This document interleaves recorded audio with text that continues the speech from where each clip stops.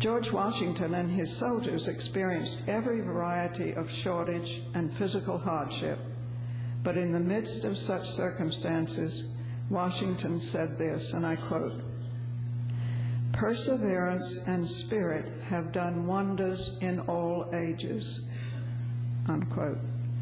And he pushed on. Perseverance and spirit do wonder in our age, too, always strengthened by the necessary other ingredient, hope. Hope has been the mark of the pioneer movement for 11 years now, from 1995 when the four founding pioneers, Barry Barkin, Charlene Boyd, Joanne Rader, and Bill Thomas, met in a panel discussion organized by Sarah Berger at the National Citizens Coalition for Nursing Home Reform. In those beginning days, we had little but our visions and our convictions that different and better lives were possible for those who lived and worked in nursing homes. We had no organization, we had no power base, we had no money, but we had a small, determined, and talented band of people, and we had abounding hope. By the time we met in Rochester 2 years later, we had people from many sectors and disciplines: nurses, administrators, social workers, ombudspeople, surveyors, doctors, and a very special person, Karen Schaineman, who helped us relate to what was then the Healthcare Financing Administration. If ever there was interdependence, this movement was and is the place to see and experience it.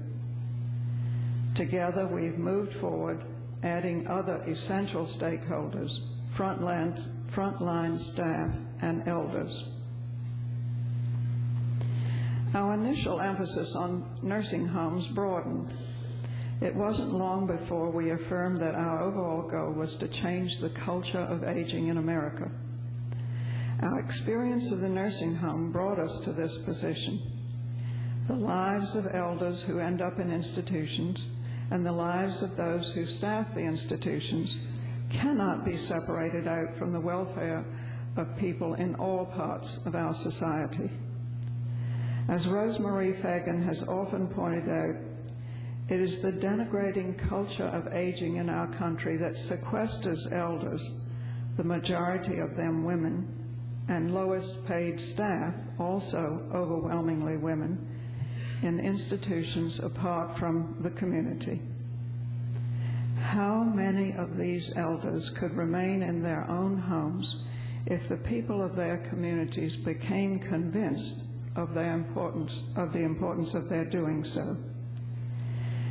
How can we meet the imperative of better wages for those who serve elders?